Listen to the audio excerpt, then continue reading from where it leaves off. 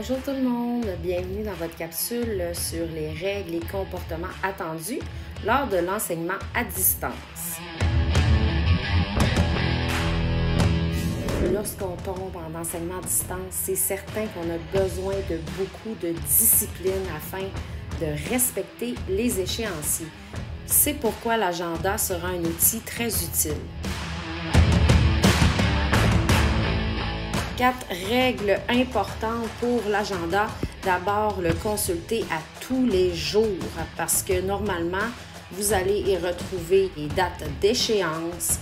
Lorsque vous allez vous créer des rappels ou des tâches à faire, on va retrouver le tout dans l'agenda. Donc, première chose le matin, je consulte mon agenda et je peux le faire plusieurs fois dans la journée pour réajuster aux besoins.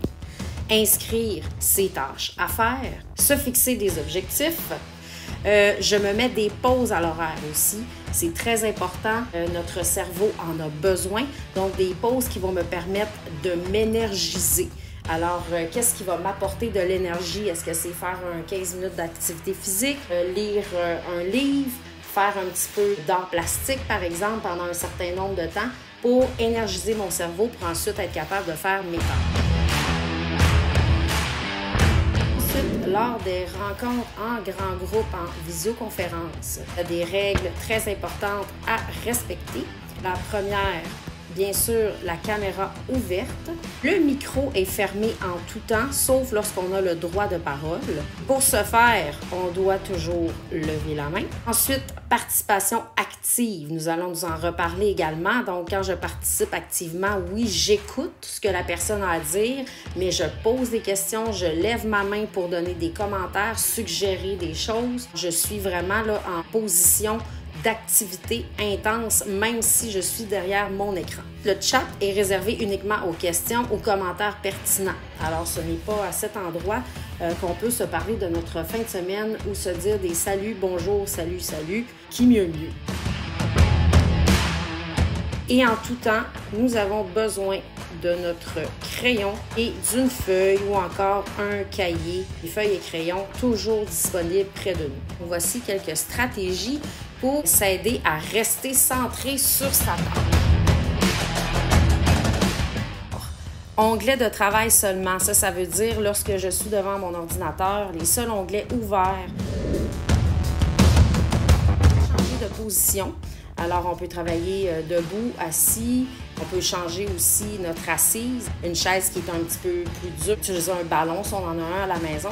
Donc, le fait de changer de position va permettre la concentration d'être plus facile.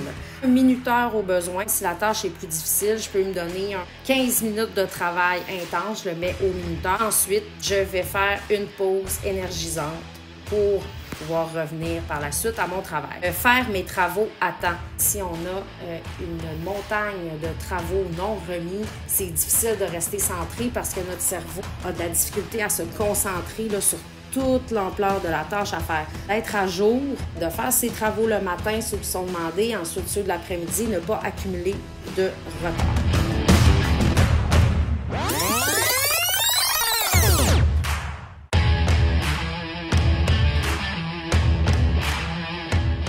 Pour terminer, un petit aide-mémoire plus visuel, demander l'aide aux besoins.